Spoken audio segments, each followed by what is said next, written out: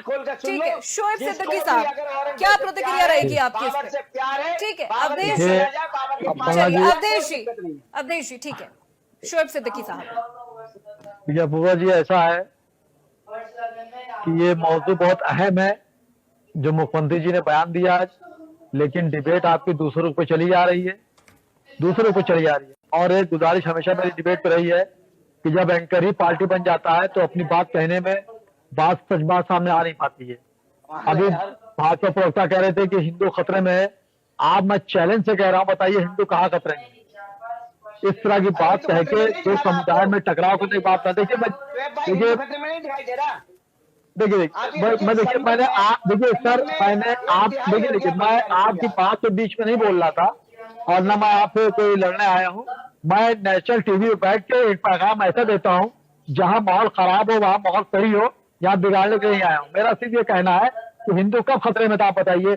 ये मुल्क ऐसा है कि यहाँ जब दिवाली होती है तो लाखों मुसलमान दिवाली में शरीक होता है, और जब ईद होती है तो हजारों मुसलमान दिवाली में शरीक होता है। तो आप जिसका कह रहे हैं ऐसी कोई बात नहीं है। आप देखिए बाबरी मस्जिद की यही बात आई, देखिए बाबरी मस्जिद की बात आई, आप कह रहे मंदिर तो तोड़ा गया, मस्जिद तोड़ा गया, इसके नंबर 2 की बात है। देखिए अपोला जी मेरी बात मुकम्मल हो जाएगी, देखिए मेरी बात मुकम्मल हो जाएगी तभी सही रहेगा। फिर आप बात अधूरी छोड़ देंगे तो फिर बात मुकम्मल नहीं हो पाएगी। जो मैं कहना चाह रहा हूँ, आप देखिए आजादी के बाद से आप देख लिए कि जो यहाँ पे एक्ट बने थे, खास करके 1991 में जो एक्ट बना था उसमें साफ साफ ये कह दिया गया था कि 1947 के बाद से जो भी धर्म की चीजें ऐसे नहीं थी मुसलमान की, हिंदू ईसाई वगैरह वगैरह सबके जिनके धर्म स्थल है उनमें कोई तरमीम नहीं किया जाएगा, जो जैसे वैसे रहेंगे सिवाय बाबरी मस्जिद छोड़ के। उस वक्त नरसिम्हा राव साहब ये मुल्क के वज़ीर आज़म थे। अब आप देखिए उसके बाद जो बातें चल रही है एक एक्ट ये भी है, एक एक्ट ये भी है, एक मिनट, एक एक्ट ये भी है जिसमें ये भी कहा गया है कि जो पहचान है, चाहे वो मंदिर की पहचान हो या मस्जिद की पहचान हो, उसे करने के लिए कोई रोक नहीं है। देखिए एक होता, आप बिल्कुल जी से कह रही हैं, लेकिन जरा सी बात पे बहुत बड़ी बात निकल जाती है। जैसे दंगे आप बता रही हैं, क्या दंगे भीड़ करने आती है? चंद लोग होते हैं हर समुदाय में, हर पार्टी में होते हैं, हर मजहब में चंद लोग होते हैं जो इस तरह की बदतमीजी कर लेते हैं और उसके बाद पूरे समुदाय को झेलना पड़ता है, वो समुदाय किसी कास्ट का हो। आप देखिए जो एक सीधी सी बात बिल्कुल यहाँ पे सामने आ रही है, जैसे बाबरी मस्जिद का ले लिया आप, बाबरी मस्जिद के फैसले में सुप्रीम कोर्ट ने खुद कहा था कि नीचे कोई मंदिर नहीं पाया गया, जजमेंट आप उठा के देख लीजिएगा, लेकिन मुसलमानों ने उससे कोई आपत्ति नहीं करी क्योंकि सुप्रीम कोर्ट ऑर्डर था, चाहे वो आस्था पर हुआ चाहे उसके ऊपर हुआ। और मुल्क देखिए किस संविधान पे चलता है। अगर कोई कहता है मुझसे करता है तो गलत कह रहा है।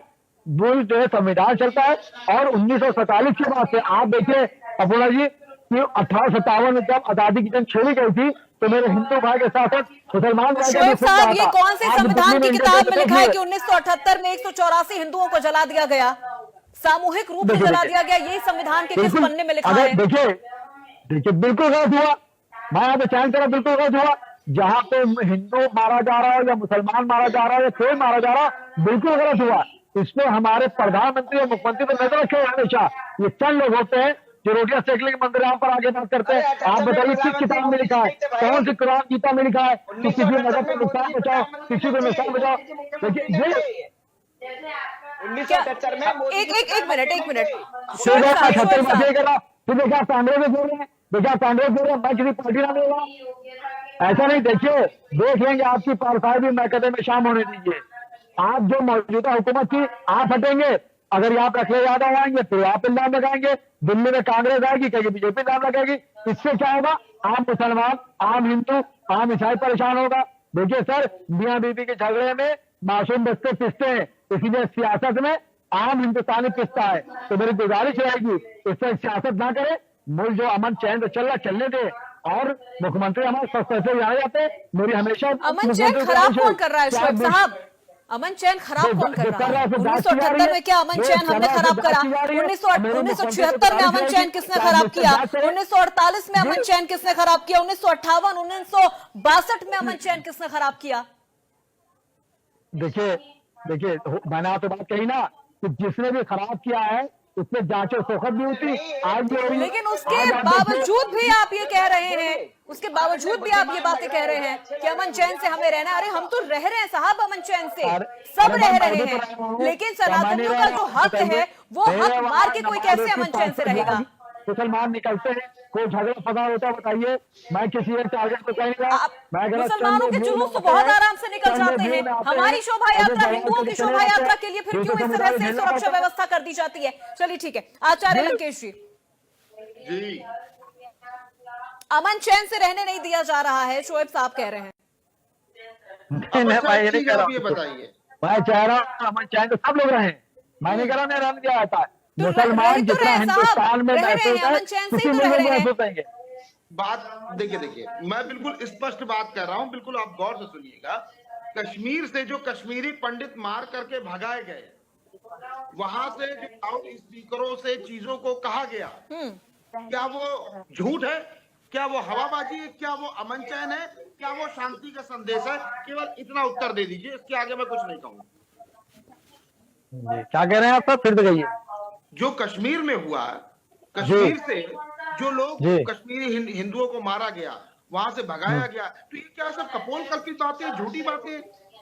देखिए, जो हिंदू पे जुल्म हुए, हर मुसलमान ने उसका एहतजाज किया, उसके खिलाफ खड़ा हुआ, सियासी लोग छोड़कर।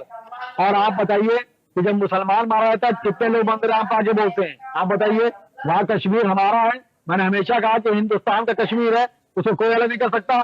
आप बताइए, 47 जंग में हमने पाकिस्तान खो दिया, उसका दर्द भी हम पे नहीं किया, लोग उसके बाद सियासत करते हैं। उसी पाकिस्तान से बांग्लादेश अलग हुआ, हमारे यहाँ से दो मुल्क निकल गए, लेकिन जो मुसलमान जहाँ रुक गया उसने वो इसी मुल्क में रहा और इसी मुल्क में दफन होगा। चलिए ठीक है, ठीक है, शोएब साहब देखिए वक्त की कमी है, शोएब साहब वक्त की कमी है, फाइनल कमेंट मैं आप सबसे लेना चाहूंगी।